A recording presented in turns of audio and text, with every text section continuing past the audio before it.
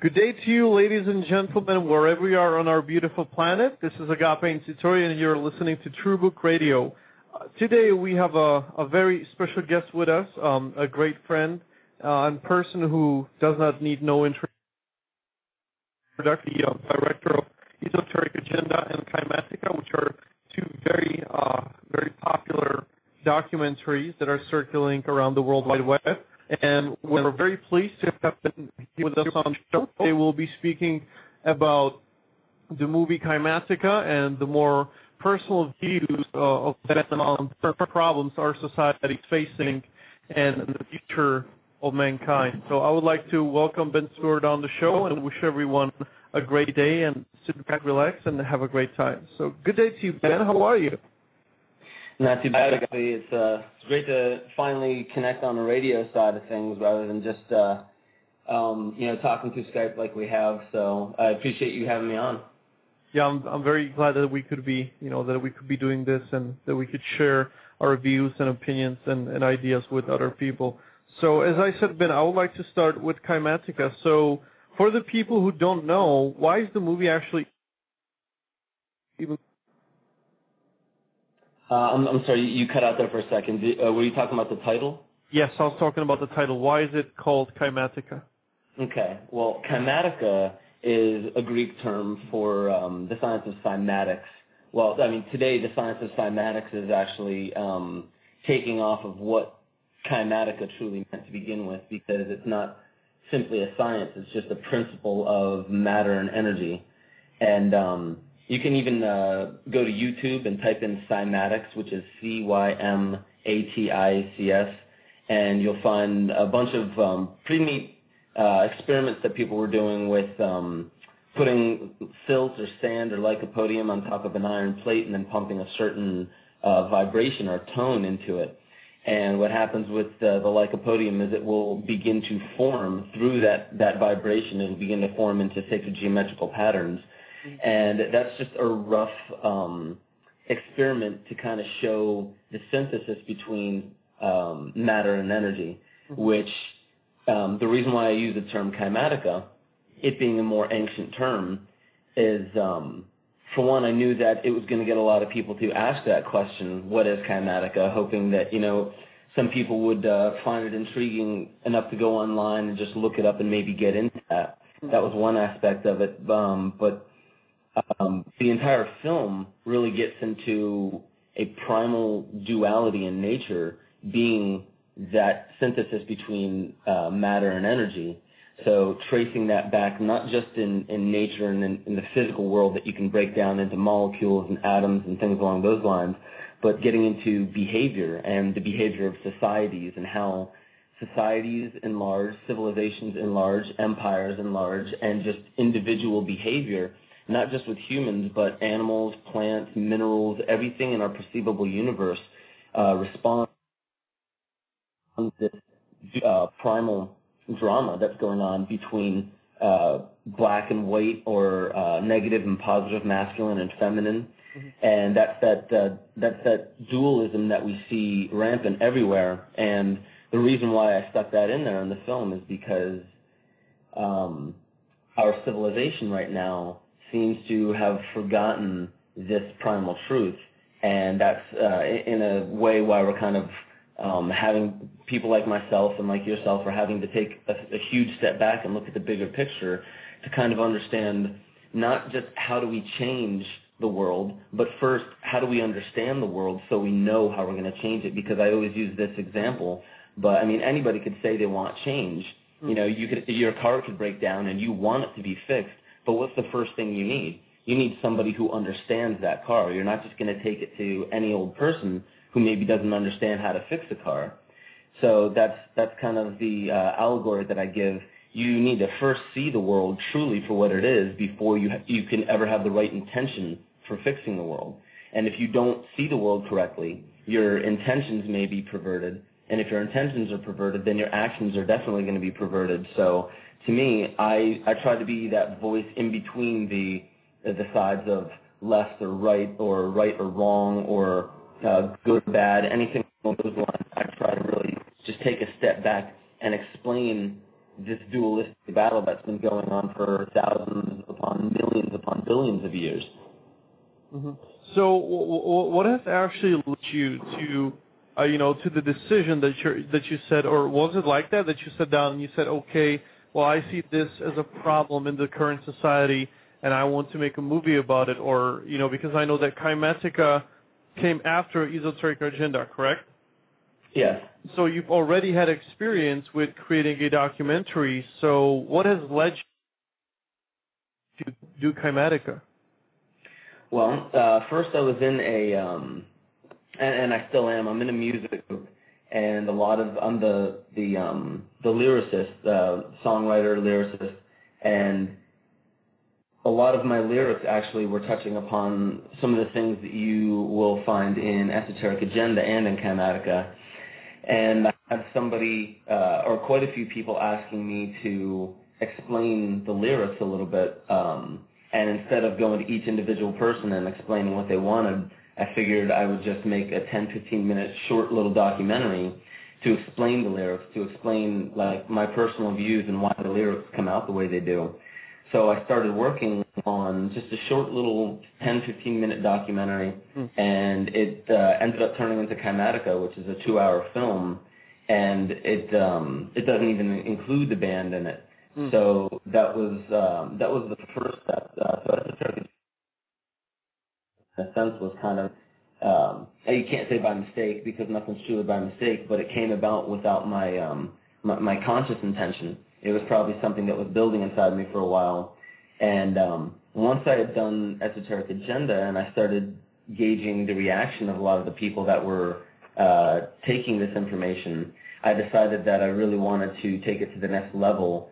And instead of putting out all the individuals, all the events in history, the bloodlines, the secret societies, and all of that stuff that was going on, I really wanted to delve into how we as a society, as a race, how we allow and we comply with all this going on, how we have been in the past and we are today, and if we don't change, we will still be in the future, the ones that are truly driving all of this destruction that we see on this planet. We are the drivers to the vehicle that is the elite. The elite would have absolute power if we weren't minions out their plan. And a lot of times I get people asking or saying, well, we're getting attacked on so many sides. Like our education is messed up. The media is feeding us false information. We have everybody around that's kind of acting insane. So it's not our fault. It's not our fault that we're insane because we're an insane society, because our education is built that way. So it's them doing it. And to me, I say that if we were truly sovereign, we wouldn't really truly need education from an external source. If we had a better structure within the individual, then the individual would raise their own child based upon values and principles and morals and things that actually have to do with the quality of life, rather than the crap that you see in the General Education Board here in the United States and pretty much all around the world that you'll get in a typical educational system, with to do with developing the individual or developing the inner man. It has all to do with learning about dates and facts and figures and historical individuals, historical events and things like that truly have nothing to do with the inner man, the inner individual. So in a sense, yes, we're built up and we're attacked in many ways from the outside. But if we're truly sovereign within, none of this would actually be making a difference to us. We would have no bearing on us, and that's really what I tried to show in Kymatica. So if any of your listeners are familiar with the film, you'll see that all throughout the entire film, there's one common theme that I'm talking about, and that's the fact that we should stop pointing the finger elsewhere and just be the observer for a moment. Actually observe the way things are taking place, because what I've noticed is that everything outside of myself, everything outside of my own personal control, my own conscious will and control, it's all a messenger. It's not just random occurrences and events and things like that. I can learn from all of these things. So they're trying to deliver a message, And when does any messenger go away? Once you've received the message. But if you don't receive the message, that message is going to keep coming. The messenger is going to keep coming back and keep coming back, and the method of them trying to deliver the message will have to get more profound, bigger, hit closer to home. And I think that's exactly what we're seeing on a societal level. Is these messages from nature are trying to show us that. Well, absolutely. Of course these things are going to get bigger and start hitting closer to home, such as 9/11, such as the things that we're seeing in more developed countries now.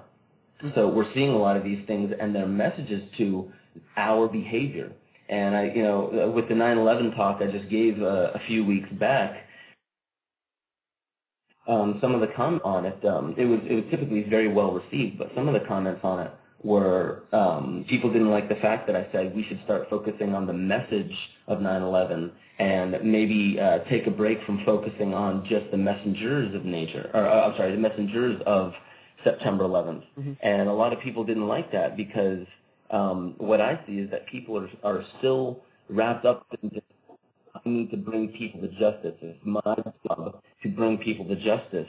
And in a sense, I don't even believe our judicial system and our justice system anywhere in this world is fit for justice, is fit for delivering justice to mankind. Because I don't see many individuals, if any individuals, who are worthy of truly dealing out justice upon other people.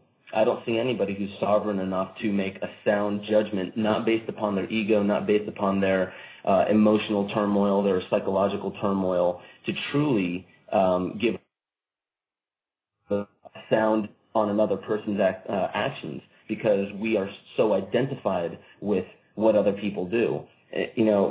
Obviously, we here in the United States would want anyone involved with 9/11. We would want them beheaded and killed and murdered, and we don't care what their message is. Well, what's inherently going to happen when you do that? It's just going to perpetuate the same problem because we're not paying attention to the message. And so I stand by what I said in that 9/11 talk, which is I don't believe it's useless to look at the messengers of nature or the messengers of 9/11, but I think we should be looking at the message from nature about 9/11. How did we get to a point where our societies, where our civilization today are killing each other, are killing our own brothers and sisters for ideological purposes? How did we get to this point?